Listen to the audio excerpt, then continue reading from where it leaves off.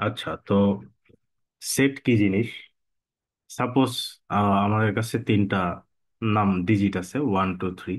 যে কোনো কিছু হইতে পারে, লেটার হইতে পারে বা কোনো বই হইতে পারে, এনিথিং। ধরো আমরা এই 1 2 3 কে একটা সেট আকারে লিখতে চাই। ওকে, তো প্রসেসটা হচ্ছে এরকম। সেটকে নর্মালি হচ্ছে ক্যাপিটাল লেটার দিয়ে লেখা হয়। ধরো আমি লিখলাম যে এটা হচ্ছে এ সেট।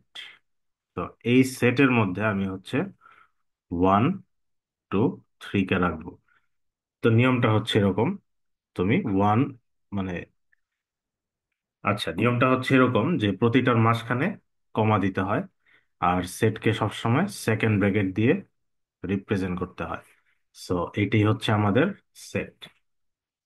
আচ্ছা, তাহলে একে আমরা কি বলবো? এটাই হচ্ছে আমাদের সেট। আর এই যে 1 2 3, এগুলো হচ্ছে এক একটা এলিমেন্ট। তাহলে আমরা বলতে পারি যে one belongs to A. That means one হচ্ছে এ সেটের একটা এলিমেন্ট। আচ্ছা, এটাকে এভাবে লেখা যায়। এটার একটা সাইন আছে, যে ওয়ান, এই যে এই সাইনটা। আমি যদি এভাবে লিখি, এটার মানেই হচ্ছে ওয়ান বিলংস টু এ। আচ্ছা, তো সেট প্রকাশের জন্য দুইটা পদ্ধতি আছে। একটা হচ্ছে তালিকা পদ্ধতি বা রোস্টার মেথড, আর একটা হচ্ছে সেট গঠন পদ্ধতি অথবা সেট বিল্ডার মেথড। তো তালিকা পদ্ধতি কোনটা? তালিকা পদ্ধতি হচ্ছে এই যে আমরা যেটা লিখলাম এখানে, এ ইজ ইকুয়াল টু 1 2 3। এটাই হচ্ছে তালিকা পদ্ধতি, যেখানে আমাদের সেটটা তালিকা আকারে দেওয়া থাকবে। তো আমাদের এইখানে যে সেটটা দেওয়া আছে, এটাই হচ্ছে তালিকা পদ্ধতি। আচ্ছা, আর সেট গঠন পদ্ধতি হচ্ছে এমন একটা পদ্ধতি যেখানে সেটের এলিমেন্ট গুলো আমাদের কাছে সরাসরি দেওয়া থাকবে না, আমাদের একটা হিন্ট দেওয়া থাকবে। সো হিন্টটা কিরকম হইতে পারে? যেমন আমি যদি এই সেটটার কথাই বলি, যে এ সেট 1 2 3, এটাকে আমরা সেট গঠন পদ্ধতিতে লিখতে চাই। আচ্ছা, তো সেট গঠন পদ্ধতিতে যদি লিখতে হয়, আমরা সেটের যে এলিমেন্ট গুলা, এগুলো আমরা ডিরেক্ট লিখতে পারবো না। আমাদের হচ্ছে একটা রুল বানাইতে হবে, যেটার হেল্প নিয়ে আমরা হচ্ছে সেটটা বানাইতে পারি। সো 1 2 3 এটাকে, যেহেতু আমি এখন এলিমেন্ট গুলা জানি না, সো আমি এটাকে একটা ভেরিয়েবল ধরে নিব, এক্স। আচ্ছা, এইবার এক্স এর আমি কন্ডিশন দিব। সো এই যে সাইনটা, এটার মানে হচ্ছে সাচ দ্যাট। সো আমি এভাবে বলবো যে এক্স সাচ দ্যাট। এইবার আমি এক্স এর কন্ডিশন দিব। সো কি কন্ডিশন দেওয়া যেতে পারে? যেমন এখানে যদি আমরা খেয়াল করি, এক্স এর ভ্যালু গুলা সব ইন্টিজার ভ্যালু। ওকে, মানে পূর্ণ সংখ্যা, এবং আমরা দেখতেছি এগুলো হচ্ছে ধনাত্মক পূর্ণ সংখ্যা। তাহলে আমি এভাবে লিখবো যে এক্স সাচ দ্যাট এক্স ধনাত্মক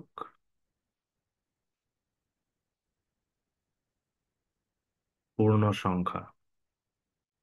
এখন আমি যদি বলি এক্স শুধু ধনাত্মক পূর্ণ সংখ্যা, তাহলে তো এখানে 1 2 3 4 5 সবকিছুই চলে আসে। So, আমাকে ডিফাইন করে দেওয়া লাগবে যে এই ধনাত্মক পূর্ণ সংখ্যার মধ্যে শুধুমাত্র আমি 1 2 আর 3 কে নিতে চাই। তো আমি এখানে যেটা করব, আরেকটা কন্ডিশন অ্যাপ্লাই করব। আমি এখানে লিখব এবং এক্স কি ওয়ানের চেয়ে গ্রেটার দেন ওয়ান, অথবা greater than or equal one, অথবা লেস দেন অর ইকুয়াল 3। এইটাই হচ্ছে আমাদের সেট বিল্ডার মেথড। আমরা যদি খেয়াল করি যে এখানে আমরা দুইটা কন্ডিশন অ্যাপ্লাই করছি। কি কি? ফার্স্টে বলছি যে এক্স হচ্ছে একটা ধনাত্মক পূর্ণ সংখ্যা। দেন আমি বলছি যে এবং, মানে একই সাথে, এক্স হচ্ছে ওয়ানের সমান অথবা ওয়ানের চেয়ে বড়, এবং 3 এর সমান অথবা 3 এর থেকে ছোট। সো এটাই হচ্ছে সেট গঠন পদ্ধতি। So, আমরা ম্যাথ করার সময় অ্যাকচুয়ালি দেখব যে কিভাবে তালিকা পদ্ধতি থেকে সেট গঠনে যাওয়া যায়, এবং সেট গঠন থেকে কিভাবে তালিকা পদ্ধতিতে আসা যায়।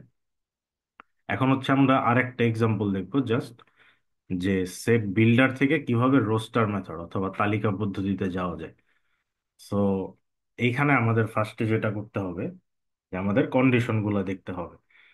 তো এইখানে একটা কথা বলছে, যদি আমরা খেয়াল করি, এখানে বলছে যে x belongs to n such that 2 greater than x less than or equal 6. তো এইখানেও কিন্তু দুইটা কন্ডিশন দেওয়া আছে। আমাদের ফার্স্ট কন্ডিশনটা কি? ফার্স্ট কন্ডিশন ফার্স্ট কন্ডিশনটা হচ্ছে এক্স বিলংস টু এন। এখন এন মানে কি? এন মানে হচ্ছে set of all natural numbers.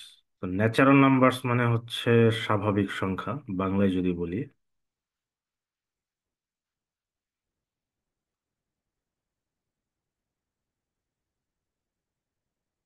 তো ন্যাচারাল নাম্বারে আমরা কি জানি? ন্যাচারাল নাম্বারে আছে কি? 1, 2, 3, 4, 5, 6, 7। এটার আসলে কোনো শেষ নাই, সো এই সেটটাকে তুমি শেষ করতে পারবা না। তো যেই সেটটা শেষ হয় না ওইটাকে আসলে বলা হয় অসীম সেট বা ইনফাইনাইট সেট। সো আমরা আমাদের ম্যাথে চলে যাই। ম্যাথে কি বলছে যে x belongs to N. So আমি এন নিলাম। এইবার আমার সেকেন্ড কন্ডিশনটা কি?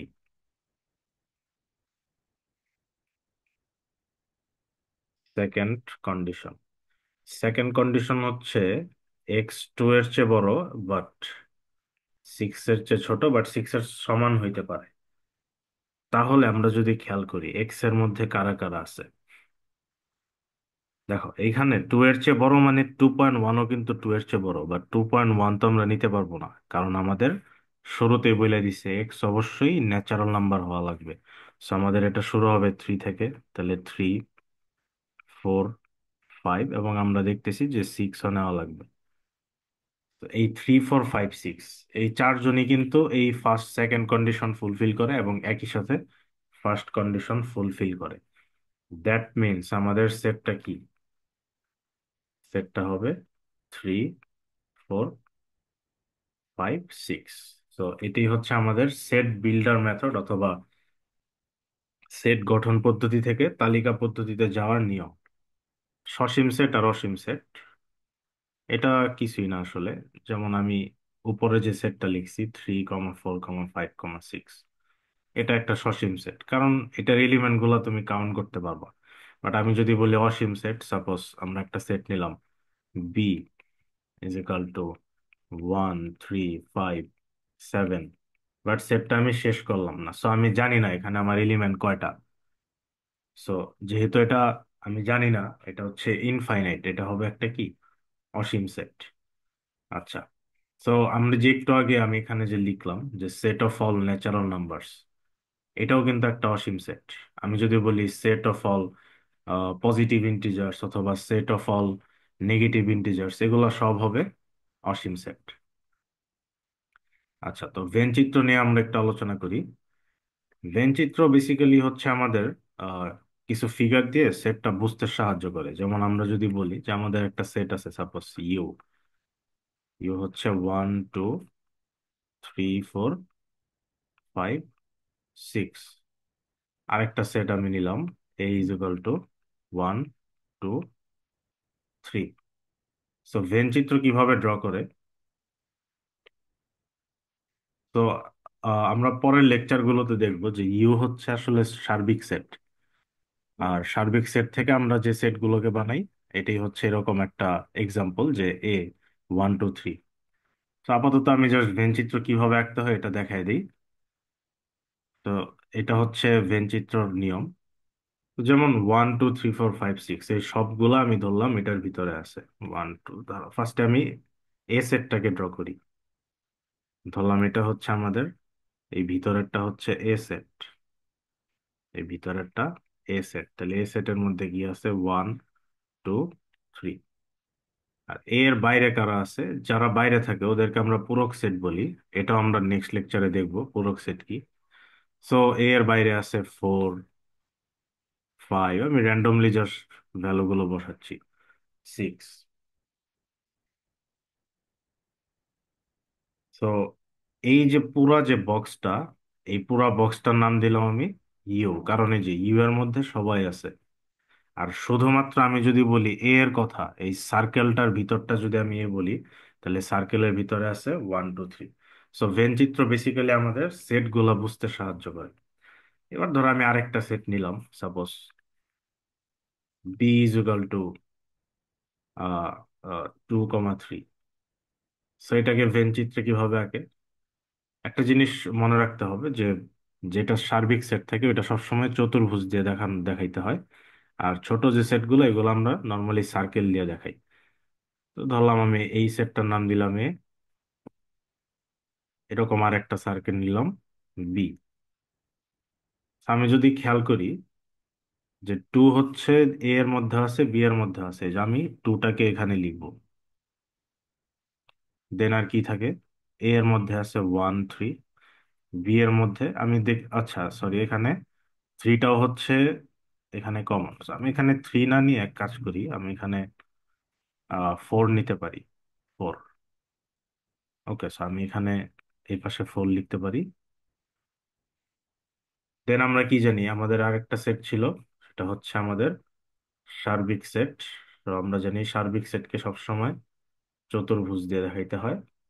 সো কোনটা বাদ গেছে আমরা একটু খেয়াল করি, 1 2 3 4, 5 আর 6 নাই, দ্যাট মিনস 5 6 হবে এই সার্কেলের বাইরে। তো এগুলোই হচ্ছে ভেন চিত্র, বাট ভেন চিত্র নিয়ে আমরা পরবর্তীতে বিস্তারিত জানবো নেক্সট লেকচারগুলোতে।